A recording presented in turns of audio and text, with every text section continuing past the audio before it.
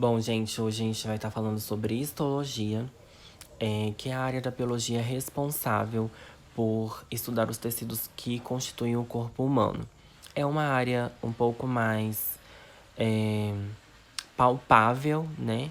Menos abstrata, para poder se estudar, porque nós temos várias imagens, né, de microscopia óptica que vão estar representando aquilo que a gente está falando na teoria. Ao contrário da Biocel, que é uma área muito abstrata e torna o conteúdo um pouco difícil de ser estudado, e isso complica a vida de muita gente. A histologia, a gente vai trabalhar com muitas imagens, então fica um pouco mais fácil. Nós temos 4 tipos de tecidos no nosso corpo humano: o tecido epitelial, o tecido conjuntivo, o muscular e o nervoso. Hoje nós vamos estar falando do tecido epitelial, que ele vai ser subdividido em epitelial de revestimento e epitelial glandular. O epitelial de revestimento, ele vai ser aquele que vai forrar ou cobrir a nossa superfície externa do corpo, assim como também nossas cavidades e superfícies internas do nosso corpo. O glandular vai ser são as glândulas que vão ter atividade exclusiva de secreção de seus produtos de secreção, que podem ser variados. A gente vai falar mais adiante. O tecido epitelial, de maneira geral, ele vai ter a função de proteção, né? O nosso epitélio de revestimento, né, vai nos proteger contra a radiação solar, contra o mundo externo de maneira geral, né? Ações de patógenos como bactérias e vírus e agressões físicas e químicas que a gente pode vir a acabar sofrendo.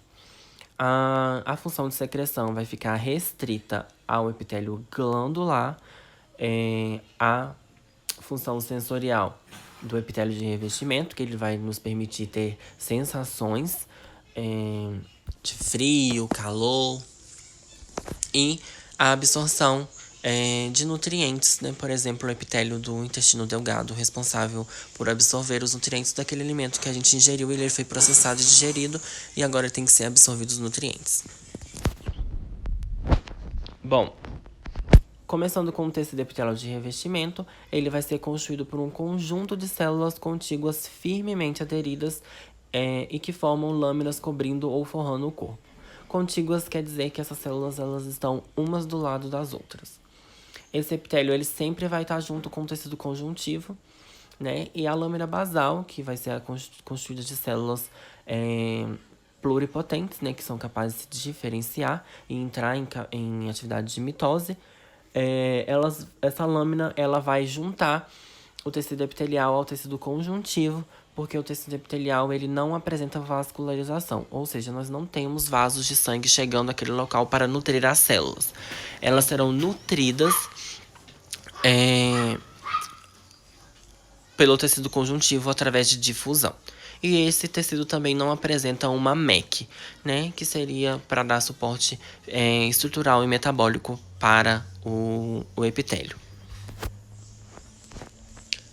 Nós vamos classificar esse tecido de duas formas. Pelo número de camadas, então, se ele tiver apenas uma camada de células, ele vai ser simples. Se ele tiver apenas de duas ou mais camadas de células, ele vai ser estratificado. E se eu não conseguir definir claramente o número de camadas e se os núcleos estão um em cima dos outros, ele vai ser pseudoestratificado. Quanto ao formato das células, nós vamos olhar o núcleo da célula. Se ele estiver bem esticado, como se fosse um pavimento, ele vai ser pavimentoso. Se esse núcleo estiver bem redondinho, vai ser cúbico. Se ele estiver alongado ou mais oval, vai ser prismático, colunar ou cilíndrico. Qualquer uma das 3 classificações está certa. E se ele tiver vários formatos, ele vai ser de transição. Aqui, para exemplificar, eu tenho o meu epitélio com uma única camada de células com os seus núcleos, né? E esses núcleos, eles estão alongados. Então, eles vão ser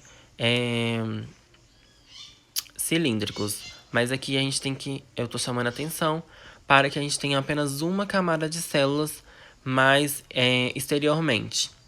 Então, esse epitélio é simples. Na figura ao lado, nós temos uma camada enorme de células que se proliferaram. Então, é um tecido estratificado. E embaixo, nós temos várias células com vários núcleos, mas não é possível identificar se esses núcleos estão um em cima dos outros, quantas camadas tem, tá como se fosse tudo bagunçado. Ele é pseudoestratificado.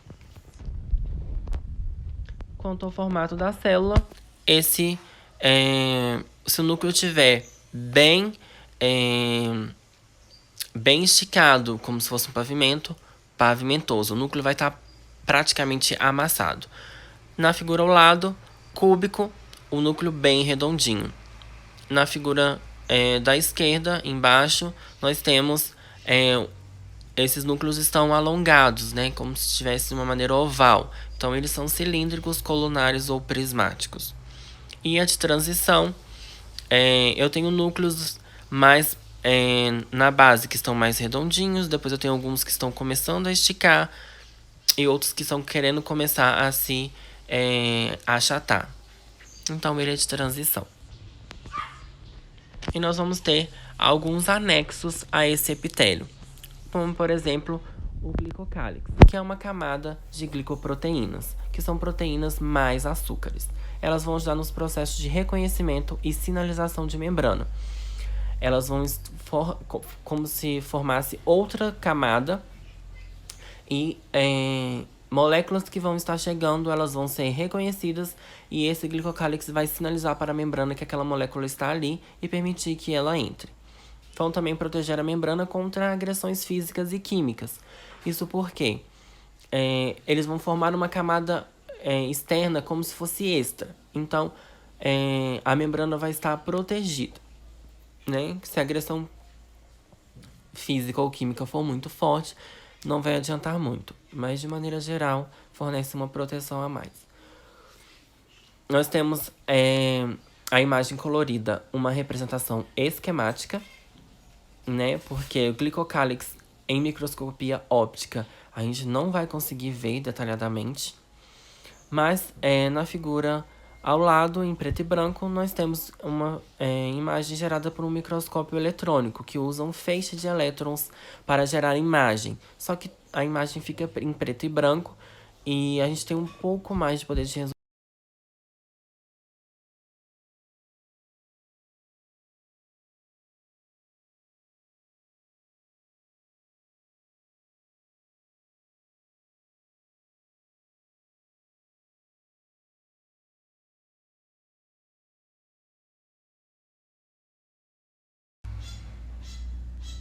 Outro tipo de anexo que nós vamos ter ao epitélio são os microvilos.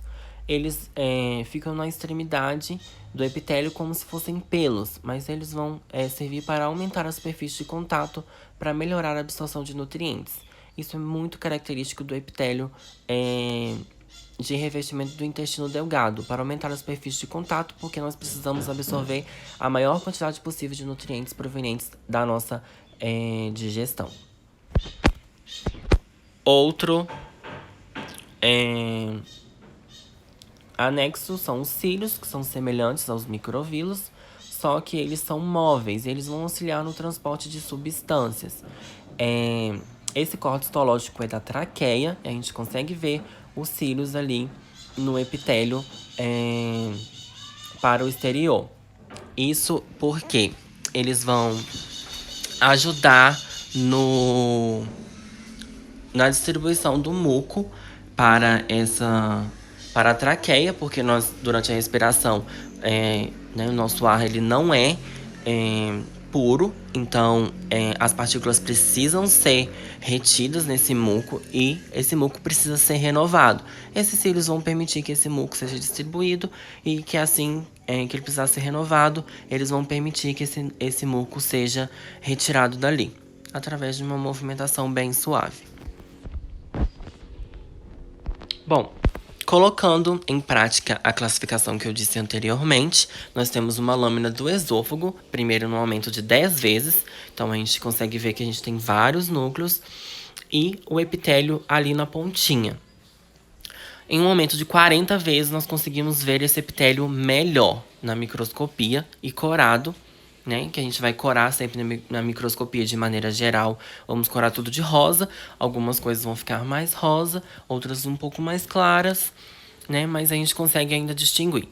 Então, esse epitélio, a gente vai começar a classificação com tecido epitelial de revestimento e vamos classificar em simples, estratificado ou pseudoestratificado.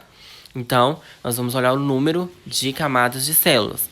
Nesse epitélio, a gente tem apenas uma camada de células e todas elas tocam a lâmina basal.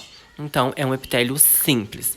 E os seus núcleos, eles estão alongados. Então, ele vai ser colunar, cilíndrico ou prismático. Qualquer um dos três nomes está correto. Nós temos uma outra lâmina do esôfago, né? Que é um corte de uma outra região. Nós temos o epitélio ali em cima e nós conseguimos ver o conjuntivo abaixo. A lâmina basal corou um pouco mais de rosa. E nós temos uma outra camada bem proliferada de células, no aumento de 20 vezes. Quando a gente aumenta em 40 vezes no microscópio óptico, a gente consegue ver um pouco mais de perto. Então, nós temos tecido epitelial de revestimento, nós temos várias camadas de células proliferadas. Então, ele é estratificado. E ele é pavimentoso. Sempre quando nós temos mais de uma camada de células, nós vamos classificar de acordo com o núcleo da última camada. Então, os núcleos das últimas camadas eles estão bem achatados, quase que formando um pavimento. Então, pavimentoso esse epitélio. E aqui nós temos um corte do epitélio da bexiga, né? Em um aumento de 10 vezes, depois 20 e depois 40 vezes. Nós temos, então, tecido epitelial de revestimento, ele vai ser pseudoestratificado. Por quê? Nós temos ali um aumento de 40 vezes, nós conseguimos ver vários núcleos e várias células, mas não conseguimos distinguir claramente se esses núcleos estão um em cima dos outros e quantas camadas a gente tem aí. Então, pseudoestratificado. E aqui a gente tem a lâmina da pele, que a gente vai ter um outro tipo de anexo que vai ser a queratina. Então, sempre que a gente tiver queratina, a gente tem que mencionar isso na classificação. Então, a gente vai tecido epitelial de revestimento, nós temos várias camadas de células, então estratificado. Os núcleos, eles se achatam na última camada, né? Então, formando um pavimento, então pavimentoso.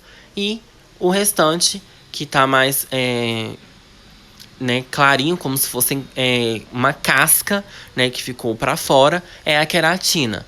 Então, vai ser queratinizado. A queratina sempre vai estar presente em tecidos epiteliais que sofrem muito atrito, né? Por exemplo, a palma da mão, né, que é o corte histológico, e nós temos também na palma do pé, calcanhar, essas regiões que vão sofrer muitos atritos. Agora nós vamos entrar no tecido epitelial glandular, que ele vai ser um conjunto de células que vão ser especializadas na atividade de secreção. Essas células elas vão fabricar seus próprios produtos de secreção, que geralmente vão ficar armazenados em grânulos de secreção. E, como eu disse antes, essa secreção ela pode variar de glândula para glândula. Então, elas podem secretar lipídios, proteínas e outras substâncias. E algumas vão receber exudatos do sangue, como as glândulas sudoríparas. Exudatos, eles são restos, como se fossem restos metabólicos gerados por células de defesa do nosso sangue. Então, em contato com substâncias que não foram reconhecidas ou que são estranhas, a gente vai gerar alguns processos inflamatórios, alguns processos de resposta imunológica. E isso vão gerar fragmentos. Até mesmo, talvez, fragmentos do próprio patógeno. Então, essas glândulas sudoríparas vão receber alguns exudatos do sangue e vão exportar isso para fora do nosso corpo no suor. Nós vamos classificar esse tecido quanto ao local, o modo de secreção, que vão ser divididos em dois tipos de glândulas, endócrinas e exócrinas. Endócrinas, elas não apresentam ductos e elas vão eliminar seus produtos de secreção diretamente no sangue. Em maneira geral, eles são apenas hormônios. Nós temos as glândulas exócrinas, que elas vão possuir ductos para liberar seus produtos de secreção fora daquele epitélio. Por exemplo, a glândula sudorípara, ela vai liberar os seus produtos de secreção para fora do epitélio da pele, então para o meio externo. Quanto à natureza da secreção, apenas para glândulas exócrinas, nós vamos ter mucosa serosa ou mista. Mucosa vai ser os produtos de secreção, vão ser altamente proteicos, o seroso vai ser altamente enzimático. E a mista vão ser glândulas que vão estar numa mesma região produzindo os dois tipos de secreção. Nós não vamos conseguir, no microscópio óptico, ver as proteínas ou as enzimas dessa secreção. Nós vamos diferenciá-las de acordo com a coloração na microscopia. Como eu disse, nós coramos de rosa de maneira geral e algumas coisas vão ficar mais rosa e outras um pouco menos. Substâncias mucosas, elas coram em um rosa mais fraco e os serosos vão corar em um rosa mais escuro.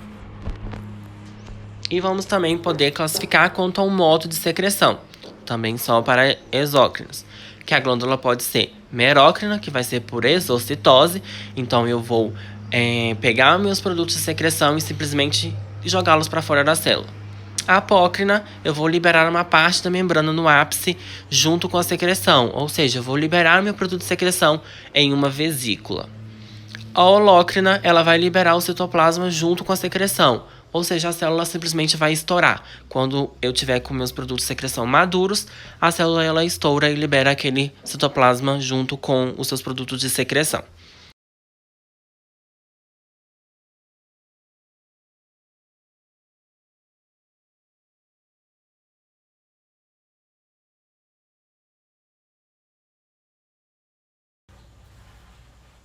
Bom, gente, hoje a gente vai estar falando sobre histologia, que é a área da biologia responsável por estudar os tecidos que constituem o corpo humano. É uma área um pouco mais palpável, né? Menos abstrata, para poder se estudar, porque nós temos várias imagens, né, de microscopia óptica que vão estar representando aquilo que a gente está falando na teoria. Ao contrário da biocel, que é uma área muito abstrata e torna o conteúdo um pouco difícil de ser estudado e isso complica a vida de muita gente. A histologia, a gente vai trabalhar com muitas imagens, então fica um pouco mais fácil. Nós temos 4 tipos de tecidos no nosso corpo humano: o tecido epitelial, o tecido conjuntivo, o muscular e o nervoso. Hoje nós vamos estar falando do tecido epitelial, que ele vai ser subdividido em epitelial de revestimento e epitelial glandular. O epitelial de revestimento, ele vai ser aquele que vai forrar ou cobrir a nossa superfície externa do corpo, assim como também nossas cavidades e superfícies internas do nosso corpo. O glandular vai ser são as glândulas que vão ter atividade exclusiva de secreção de seus produtos de secreção, que podem ser variados. A gente vai falar mais adiante. O tecido epitelial, de maneira geral, ele vai ter a função de proteção, né? O nosso epitélio de revestimento, né, vai nos proteger contra a radiação solar, contra o mundo externo de maneira geral, né? Ações de patógenos como bactérias e vírus e agressões físicas e químicas que a gente pode vir a acabar sofrendo. A função de secreção vai ficar restrita ao epitélio glandular, a função sensorial do epitélio de revestimento, que ele vai nos permitir ter sensações de frio, calor, e a absorção de nutrientes, né? Por exemplo, o epitélio do intestino delgado, responsável por absorver os nutrientes daquele alimento que a gente ingeriu, ele foi processado e digerido, e agora tem que ser absorvido os nutrientes. Bom, começando com o tecido epitelial de revestimento, ele vai ser constituído por um conjunto de células contíguas firmemente aderidas e que formam lâminas cobrindo ou forrando o corpo. Contíguas quer dizer que essas células elas estão umas do lado das outras. Esse epitélio ele sempre vai estar junto com o tecido conjuntivo, né? E a lâmina basal, que vai ser constituída de células pluripotentes, né? Que são capazes de se diferenciar e entrar em atividade de mitose. Essa lâmina ela vai juntar o tecido epitelial ao tecido conjuntivo, porque o tecido epitelial ele não apresenta vascularização, ou seja, nós não temos vasos de sangue chegando àquele local para nutrir as células. Elas serão nutridas pelo tecido conjuntivo através de difusão. E esse tecido também não apresenta uma MEC, né, que seria para dar suporte estrutural e metabólico para o epitélio. Nós vamos classificar esse tecido de duas formas. Pelo número de camadas, então, se ele tiver apenas uma camada de células, ele vai ser simples. Se ele tiver apenas de duas ou mais camadas de células, ele vai ser estratificado. E se eu não conseguir definir claramente o número de camadas e se os núcleos estão um em cima dos outros, ele vai ser pseudoestratificado. Quanto ao formato das células, nós vamos olhar o núcleo da célula. Se ele estiver bem esticado, como se fosse um pavimento, ele vai ser pavimentoso. Se esse núcleo estiver bem redondinho, vai ser cúbico. Se ele estiver alongado ou mais oval, vai ser prismático, colunar ou cilíndrico. Qualquer uma das três classificações está certa. E se ele tiver vários formatos, ele vai ser de transição. Aqui, para exemplificar, eu tenho o meu epitélio com uma única camada de células com os seus núcleos, né? E esses núcleos, eles estão alongados. Então, eles vão ser cilíndricos. Mas aqui a gente tem que... Eu tô chamando a atenção para que a gente tenha apenas uma camada de células mais exteriormente. Então, esse epitélio é simples. Na figura ao lado, nós temos uma camada enorme de células que se proliferaram. Então, é um tecido estratificado. E embaixo, nós temos várias células com vários núcleos, mas não é possível identificar se esses núcleos estão um em cima dos outros, quantas camadas tem, tá como se fosse tudo bagunçado. Ele é pseudoestratificado. Quanto ao formato da célula, se o núcleo estiver bem esticado, como se fosse um pavimento, pavimentoso. O núcleo vai estar praticamente amassado. Na figura ao lado, cúbico, o núcleo bem redondinho. Na figura da esquerda, embaixo, nós temos esses núcleos estão alongados, né, como se estivesse de uma maneira oval. Então, eles são cilíndricos, colunares ou prismáticos. E a de transição, eu tenho núcleos mais na base que estão mais redondinhos, depois eu tenho alguns que estão começando a esticar e outros que estão querendo começar a se achatar. Então, ele é de transição. E nós vamos ter alguns anexos a esse epitélio, como, por exemplo, o glicocálix, que é uma camada de glicoproteínas, que são proteínas mais açúcares. Elas vão ajudar nos processos de reconhecimento e sinalização de membrana. Elas vão como se formasse outra camada e moléculas que vão estar chegando, elas vão ser reconhecidas e esse glicocálix vai sinalizar para a membrana que aquela molécula está ali e permitir que ela entre. Vão também proteger a membrana contra agressões físicas e químicas. Isso porque eles vão formar uma camada externa como se fosse extra. Então, a membrana vai estar protegida, né? Se a agressão física ou química for muito forte, não vai adiantar muito. Mas, de maneira geral, fornece uma proteção a mais. Nós temos a imagem colorida, uma representação esquemática, né? Porque o glicocálix em microscopia óptica a gente não vai conseguir ver detalhadamente. Mas na figura ao lado, em preto e branco, nós temos uma imagem gerada por um microscópio eletrônico, que usa um feixe de elétrons para gerar imagem. Só que a imagem fica em preto e branco e a gente tem um pouco mais de poder de